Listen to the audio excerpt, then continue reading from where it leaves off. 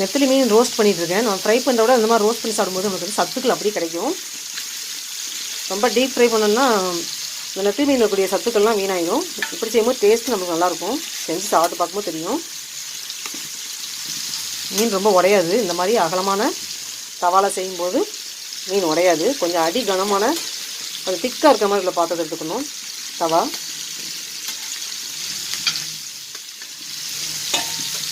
அப்படியே மீன் ரோஸ்ட் ஆகட்டும்.